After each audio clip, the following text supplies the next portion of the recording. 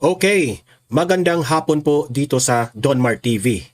Meron pong nag-leak na information na ito raw si Vice President Inday Sara Duterte at itong si Presidente Bongbong Marcos meron raw naganap na secret meeting sa Japan. Yan po ang alamin natin dito sa vlog na ito kasi po meron pong nag-leak na impormasyon na ito sa Malacanang mismo. Okay? Alamin natin kung gaano ito katotoo at ano ang pinagmitingan ni VP Sara at ni PBBM. At di umano, ipinalabas pa nila na si Bongbong Marcos raw ay parang sumuko raw dahil hindi na niya tanggap na si VP Sara ay masyado nang minahal ng taong bayan at siya bagsak lang ng bagsak ang kanyang rating. Okay. Yan po ang mainit na talakayan natin ngayong araw, ngayong hapon na ito. Kasi nag-trending ito sa social media. Pero bago ang lahat guys, help me po muna na i-like at saka i-share itong video natin para guys kakalat ito sa taong bayan.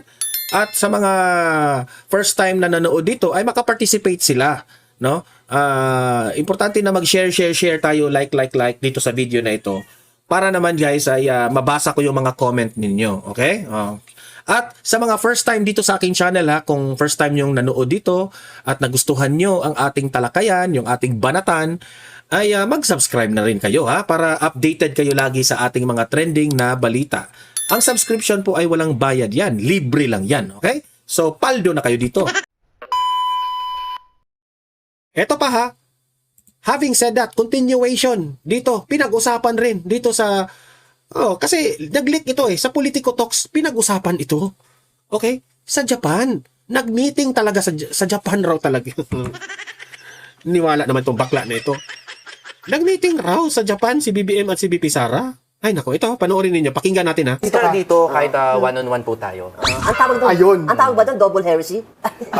Heresy ba? Double jeopardy. Grabe, double heresy, hindi heresy Pero always with due respect. Of Pero course. mag-usap tayo para tama na yung mga parinigan. Ano naman ang ginagawa sa'yo? Okay, pakikita ito. lang yan sa usapang impeachment at bago tayo magpatuloy, punta muna tayo sa patok o putok. Headline number 1. Headline number 1. VP Sara, trending pero hindi dahil sa impeachment. May trip daw sa Japan, may secret meeting daw sa Malacanang. At may kaso rin daw na siya naman ang magsasampa. Ang hindi pa rin pagharap ni VP Sara sa kanyang impeachment trial, patok o putok. Meeting raw sa Japan. Sino bang nagpalabas nito? Tingnan natin, tingnan natin. Attorney Kapunan, anong masasabi mo, madam? Patok Ano o bang putok? makikita yung ito? Apo. Patok is agree, Yeah. putok is disagree. Okay, patok. Hindi pag-attend ni Sara sa impeachment trial. Yan. At ang Do you hindi, Ang agree? hindi pag-attend ni VP Sara sa impeachment trial, patok or putok? anong yun? Okay, so Yeah, balikan. yes. Okay. Ito, Why po? kasi sabi niya innocent siya, hindi ba? Pag innocent ka, humarap ka, di ba? Kasi pag innocent ka, hindi mo gagamitin ang social media na korte. Mag-appear ka sa korte and you prove your case. And she's been asking for, di ba, na No, she wants bilisan daw ang impeachment trial, no. Kanya yung matagal yan dahil sa kanya. Kung nag-appear siya, di mas mabilis. You think? Hindi ba Because lalong mahaba?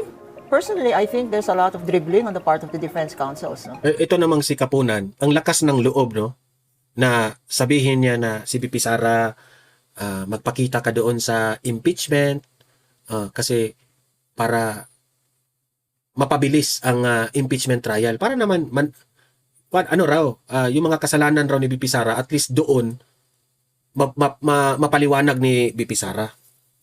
Ako sabi ko dito, bakit naman?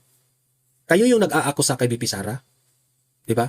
At alam ko naman na itong impeachment na ito, Malacanang pa rin ang may utos nito.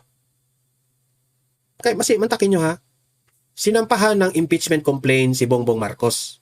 Sinampahan ng impeachment complaint si VP Sara. Yung kay BBM, hindi umusad. Pero yung kay VP Sara, umusad. Kaya merong impeachment ngayon. At heto, itong analysis ko, ito Si BBM ngayon, takot na. Alam niyo ba kung bakit takot siya? Kasi yung sinabi ko kahapon sa vlog ko na ang mga world leaders, Amerika, Japan, Singapore, Russia, galit na sa nangyari dyan sa ICC. Hindi man specifically binanggit ng mga world leaders na ito, pero alam nila yan na isa sa mga ikinagalit nila itong nangyari kay Duterte. Ayaw lang nilang banggitin. Kasi po, kung itong mga world leaders na ito, kung magbabanggit sila ng pangalan, magiging political eh. Ibig sabihin, ayaw nilang mangingialam. Ganyan talaga ang mga world leaders sa ibang bansa ha. Ayaw nilang mangingialam sa away politika ng ibang bansa. Okay? Kahit nga si Tatay Digong, di ba? Kinunan siya ng opinion dati, nag-away ang China at Amerika. Sabi niya, wala akong papanigan. Nag-away ang Russia at yung Amerika. Sabi niya, wala akong papanigan. Hindi ako makikialam niyan. Ganyan ang mga matitinong leader, hindi nangingialam. Kaya itong mga world leaders ngayon, hindi rin sila nangingialam sa away ni BBM at ni Duterte. Ngayon, kahit hindi sila nangingialam, hindi nila nagugustuhan ang nangyari kay Tatay Digong dyan sa loob ng ICC. Hindi nila ginusto yan. Especially ngayon na ang ICC has a lot of issue. Gusto na nga buwagin ito ng mga countries na mga tumiwalag sa ICC.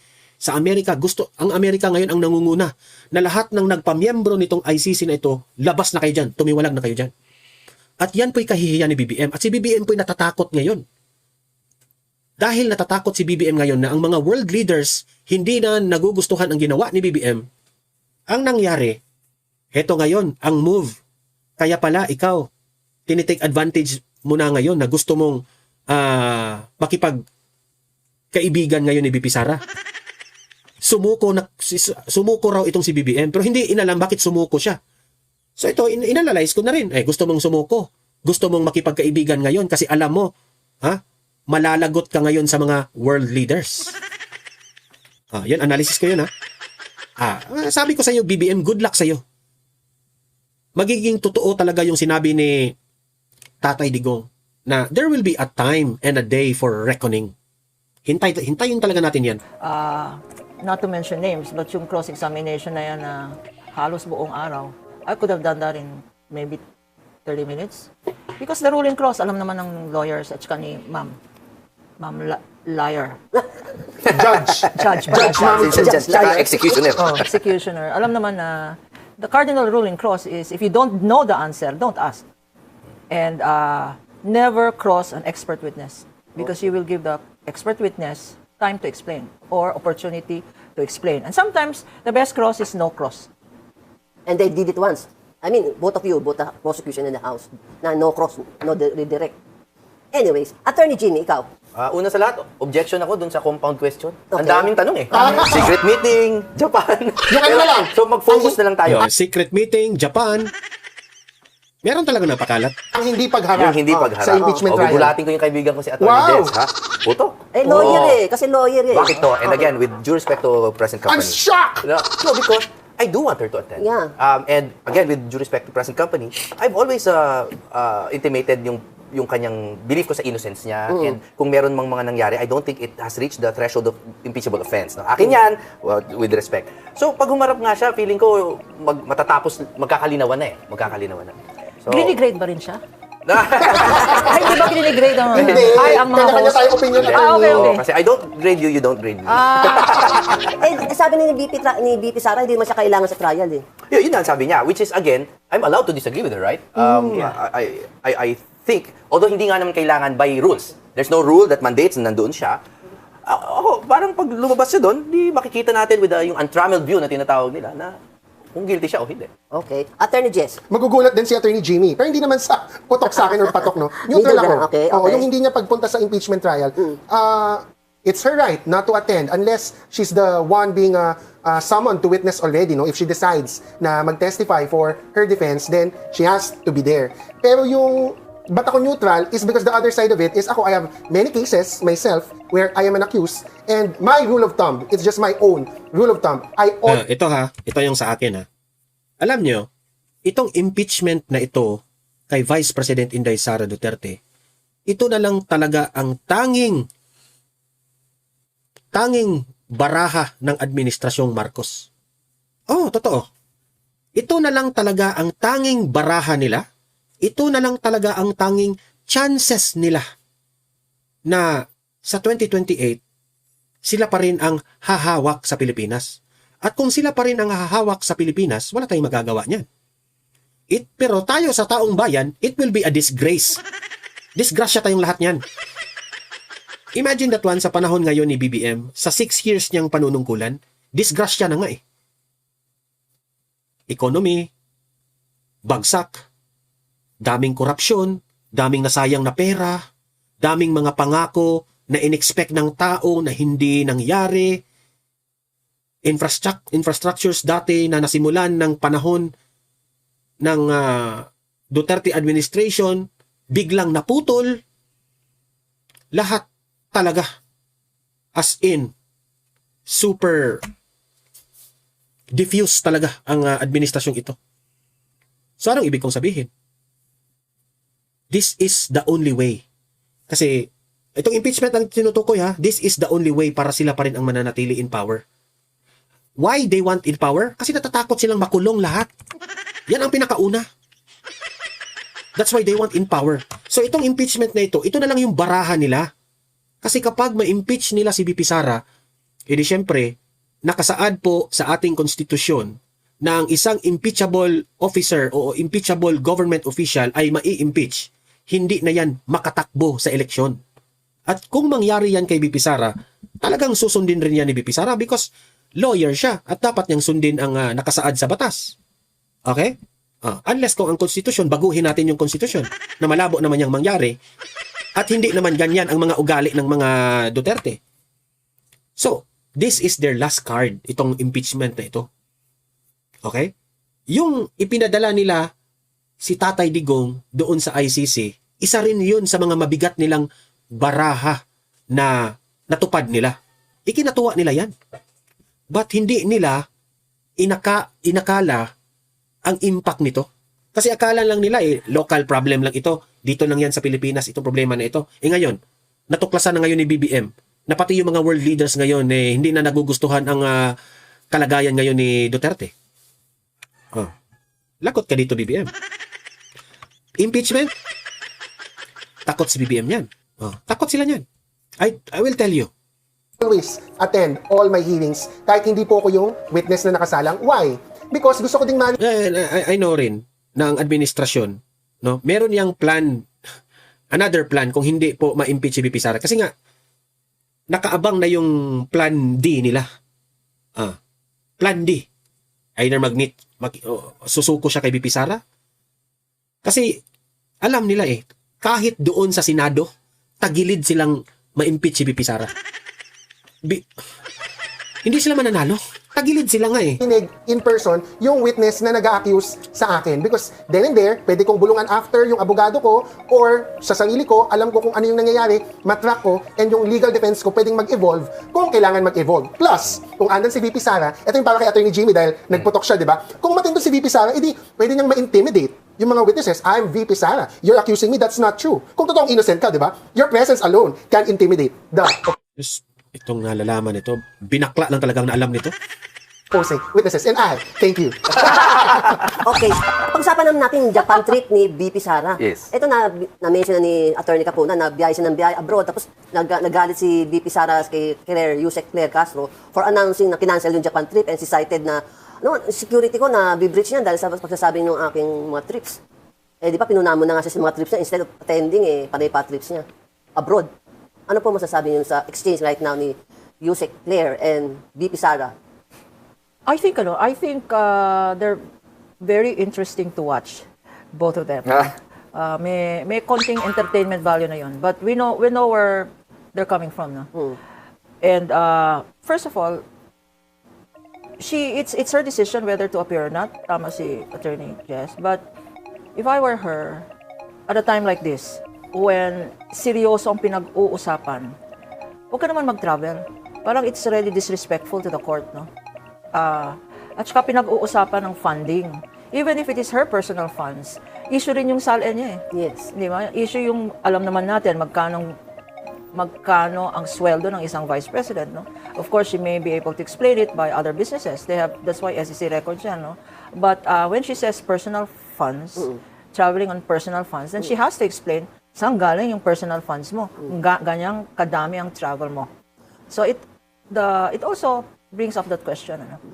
Pero si Attorney Kapunan, being non-public official, kasi ginugugol ko siya kanina, wala siyang SALN. Kasi hindi siya private practitioner kayo, di ba ma'am? Kaya you don't need to file SALN, like VP Sara na in public office. Yes, but we need to pay taxes. No? Okay. So that is Reflected din. that's documented. ITR over the years. ITR. Ano masasabi mo doon, Attorney Jimmy, sa bangayan ng dalawang, attorney rin yung dalawang yun, ha? Parehong attorneys. Pero unlike ni Attorney Kapunan, litigator, yung dalawa hindi. Again, hindi ko talaga gusto yung any distraction from the more important issues. Kasi nga, para sa akin, yung pag-travel niya, na obviously karapatan niya, tapos pinakulong niyo yung tatay, bibisitahin niya, gagawin yung issue. Tapos ngayon, tinanggalan niyo ng mga government position, aalis siya on her own dime and on her own time. Gagawin niyo ng issue. There is a seeming obsession sa lahat na lang ng ginagawa ni Sara. Now, I understand it. She's currently under impeachment trial. Pero bakit hindi natin inuusisa yung mga pag-travel ng napakaraming congressman na ninakawan din tayo? Kasi hindi natin yung travel ng bawat isa. Hindi po ba? Tatanong ko ka, Attorney Kapunan, baka narinig na rin ito yung mga rumors, na may secret meeting daw sa Malacanang. Purportedly, ang subject matter is for DP. Yan talagang secret meeting na yan eh. Sino kayang nag-leak niyan? Ako, hanggang ngayon gusto ko talagang malaman yan mismo kay BP Sara. BP Sara, talaga bang nag-meeting kayo kay BBM? Sa Japan? Resign. Kasalanan ni Before, Jess yan? Hindi That's not me. to avoid conviction. Magre-resign na lang. Meron ba kayo natutunugan na ganong chismis, ma'am? Wala namang ganong chismis. In fact, That's fair. let us give a presumption of regularity. The President has said na he will not interfere. Yeah. And by his actions, it seems that he's not really interfering. No? Gusto ko lang sabihin na yung issue ng resignation. The resignation, kasi ang impeachment, ang penalty ng impeachment, dalawa yun. Ano? Yes po. Removal from public office, tsaka permanent Perpetual. disqualification. So, even if mag-resign ang Vice President, that means she's not a sitting Vice President. Pero matutuloy pa rin ang impeachment because there is that second penalty of permanent disqualification. Yes. So medyo putok yung chismis na yan. May masasabi ka ba sa Tweety Bird mo? Well, I'd just like to clarify that the chismis didn't start from me. Okay. Nag-comment ako dun sa chismis. No, my post is, I'm my sorry. post is kung totoo yung chismis. Okay. Ang stance ko din is like yung stance ni Attorney Lorna Kapunan, which is assuming may modus vivendi, that's the word na kumakalat, diba? Okay. Which is a ceasefire or a truce between Malacanang and VP Sara, na mag-resign siya, wag nyo na lang ituloy yung impeachment. Sabi ko, kung totoo yun, I disagree with that. Dapat ituloy kasi ang punishment or penalty ay end. Removal and perpetual disqualification. Kaya kailangan tuloy yung trial. And considering na she consistently tough. Yan rin ang kanyang analysis.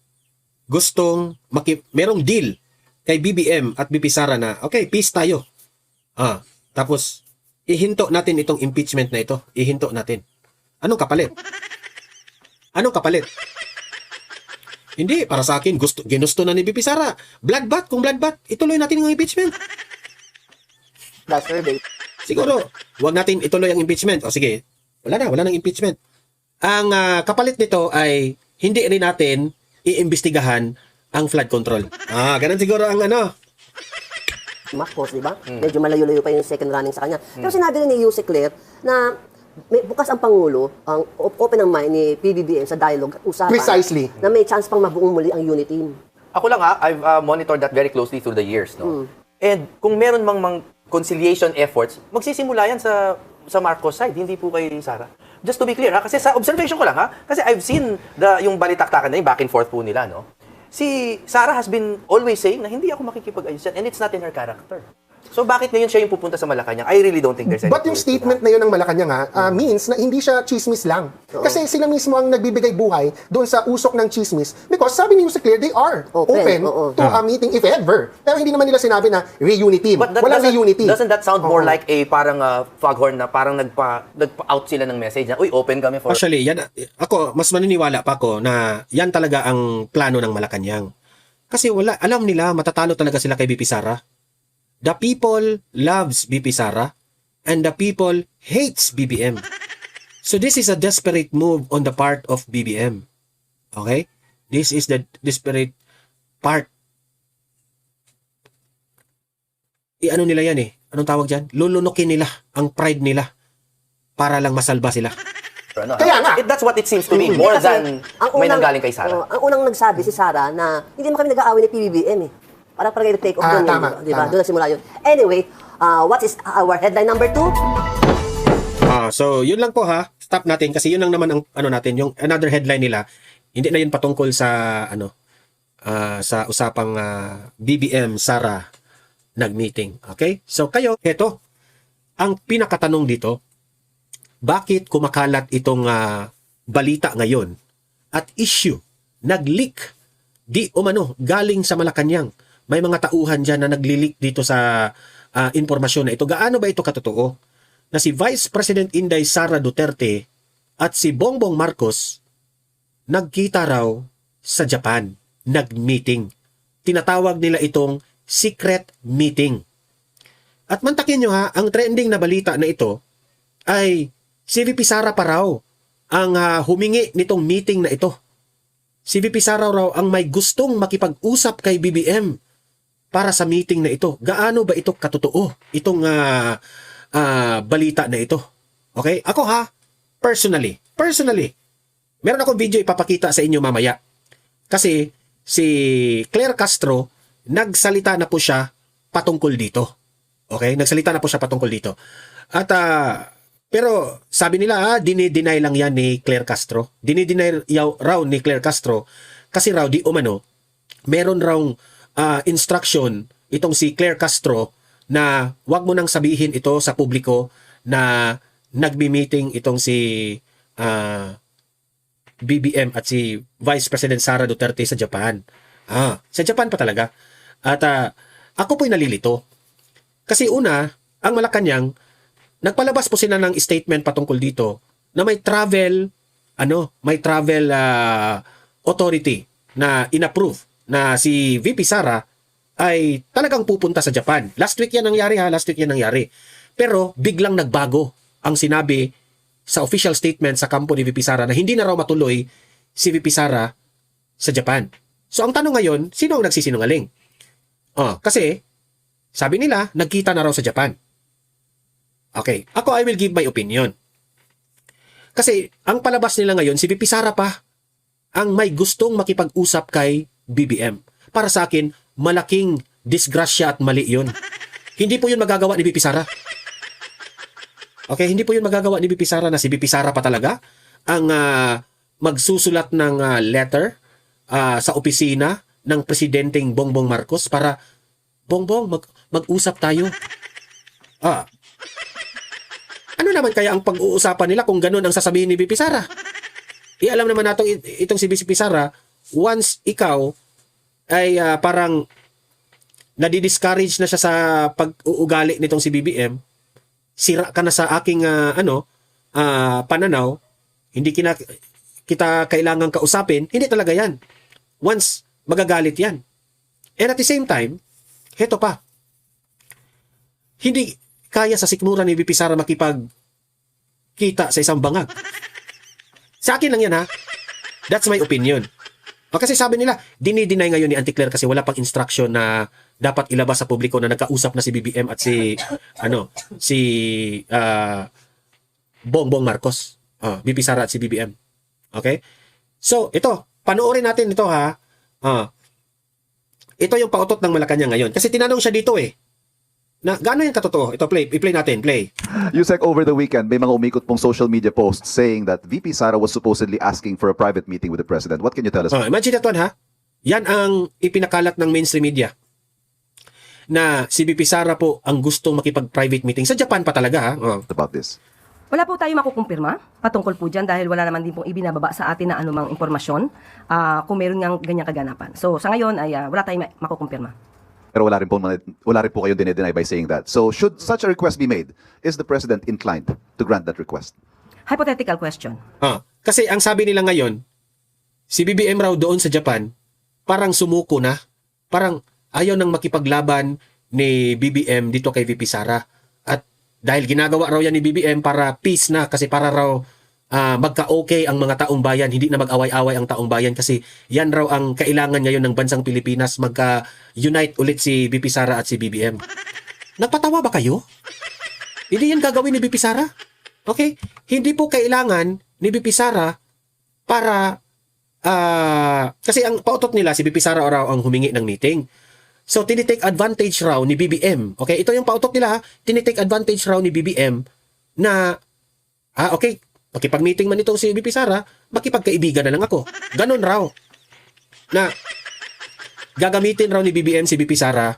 Yan ang mga sinasabi ng mga vloggers sa kabila na gagamitin raw itong si BBM, si BP Sara kasi malakas yung rating ni BP Sara, unti-unti nang lumalapit si BBM ngayon para makipagkaibigan ulit. And sabi ng kabilang vlogger, this is a good thing kasi magka-unite ulit ang mga taong bayan. Bahala na kung nag-away-away sila noon. Meron naman mga gagong vlogger, ayaw namin dyan kay BP Sara. Lustay. Sara Lustay. In the first place, ang mga DDS rin, hindi yan maniniwala sa ganitong bagay na ito na magkita pa talaga sila. Doon pa talaga sa Japan? Bakit sa Japan? Diba? Sino kayo nagpakalat nito? Pero, ang sabi ng Pangulo, sa una pa lang niyang podcast, kahit sino, sa lahat na maaaring hindi sumasang-ayon sa kanya, siya ay bukas upang makipag-usap para magkaroon ng magandang pagkakaintindihan. Hindi partikular para kay Vice Presidente. Baka kasi magkaroon na naman ng misinterpretation at misunderstanding sa ating mga ginawang... Hindi. Alam mo, Auntie Claire, ang pautot nila, ikaw raw, dinideny mo raw. Okay? Yan ang pautok ng mga nag-leak dyan sa Malacanang, dinideny mo raw. Kasi wala pang instruction ni Mamshi o ni Bangat. Hindi ko alam. Or, eto na ba yung plan D ninyo? Nasa plan A tapos na, plan B tapos na, plan C tapos na. Makukulong na si Martin. At si Martin, i-reveal na si BBM. Parang ganun. So, plan D na ito. Makipagkaibigan na lang. Ganun. Plan D? Tingnan lang natin. Katugunan sa ngayong araw na to. But that was then. Since then and now, things have been said and done. So is that to say that the President remains open to reconciling or working with the Vice President? Sa lahat ng kababayan natin. Sa lahat ng... hindi niya sinabi na kay BP Sara lang. Sabi niya, sa lahat. Sa lahat raw. Ayaw pang aminin ba? Ako sa totoo lang, ako naniniwala ako na si Bongbong Marcos gusto itong makipagkaibigan ulit kay BP Sara. Kasi alam ni BBM na mali siya. Nagkamali siya na pinili niya si Martin Romualdez. Pero wala na, it's too late.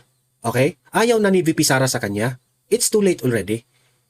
Siguro, sa ngayon, tinitake advantage niya itong issue na ito, gusto niyang makisuyo ulit kay VP Sara. Pero ako, sa sarili kong paniwala, 100% sure na ako niyan. Kung meron mang pag-usapan si BBM at si VP Sara makipag-usap siguro yan professionally. Pero kung sasabihin ninyo na makipag-ayos, makipag-kaibigan ulit, thank you. Ayaw na ni VP Sara. Ayaw na ni VP Sara niyan. Okay? Patuloy. Tao ay open ang Pangulo. Open raw si BBM. Yan siguro ang ibinigay na instruction ni BBM sa kanya. Sabihin mo lang, open ako sa lahat. Hindi lang kay VP Sara. Taas naman ang pride ninyo. Aminin nyo na kailangan nyo si VP Sara. Kasi kahit sa ang anggulo, Luzon, Visayas at Mindanao, isinusuka na si BBM at gusto na naman ninyong gamitin si VP Sara.